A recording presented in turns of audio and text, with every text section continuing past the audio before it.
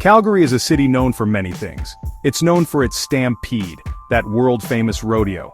It's also famous for being so close to the Rocky Mountains, and honestly, for all those economic booms powered by the oil and gas industry. For the most part, people see Calgary as a clean and safe place to live. You know, the statistics usually back that up, painting this picture of a prosperous and secure urban environment. But like any large city, that polished image is really just one part of a much more complicated story. There's another side to Calgary, one that exists mostly in the perceptions and conversations of its residents.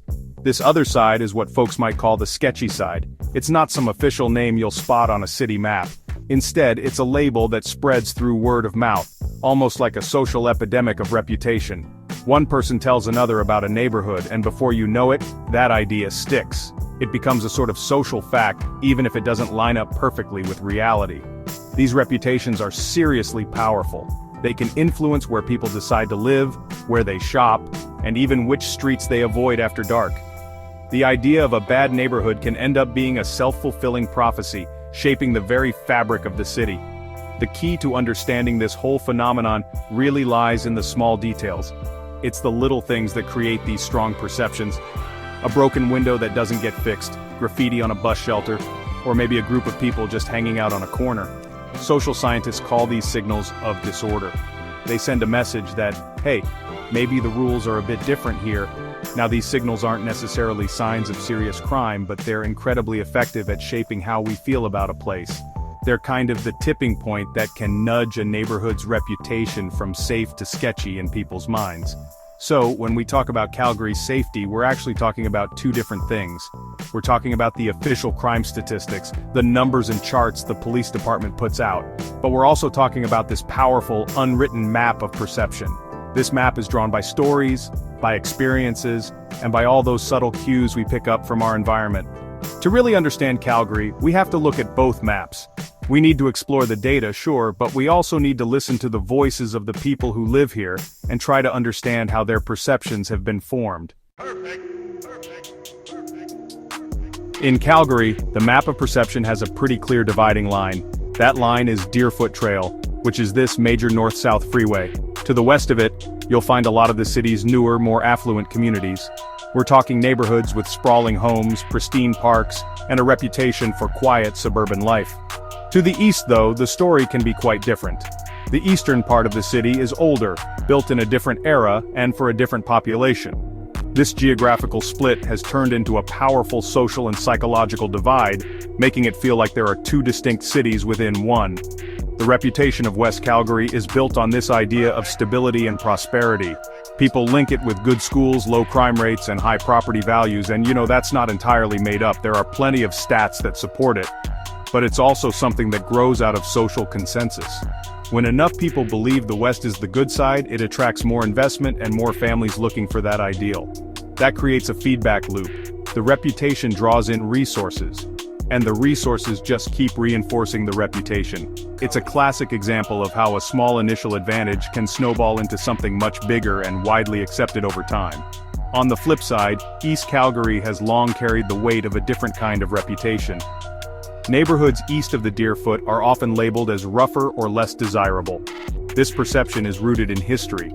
These areas were traditionally home to working-class families and new immigrants.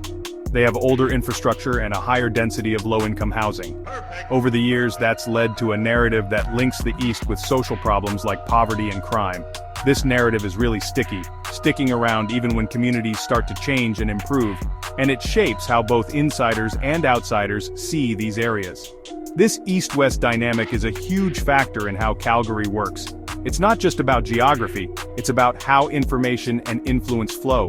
The stories told about the east side are different from the ones told about the west. These stories get passed from person to person, from one generation to the next. They're spread by real estate agents, by parents chatting at the playground, and by news reports. Understanding this deep-seated perceptual divide is the first step toward understanding the specific challenges and successes of the neighborhoods that sit on the other side of the freeway.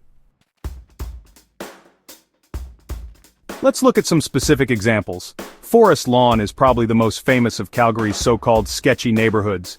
For decades, its main street, International Avenue, has been linked with visible poverty, street-level crime, and a sense of social disorder. The stories people tell around here often involve sirens, police activity, and that uneasy feeling you get after dark. This reputation is powerful and really deeply rooted in the city's collective mind. When Calgarians talk about a tough area, Forest Lawn is almost always the first name that pops up. It's sort of the archetype of a neighborhood with a troubled past. Nearby you've got communities like Marlborough and Dover, which share a similar, though maybe a bit less intense, reputation. These are places with a high number of rental properties and a more transient population. The perception is one of instability, a place where people don't tend to put down deep roots. Locals might mention feeling disconnected from their neighbors, or seeing things like public intoxication and petty theft.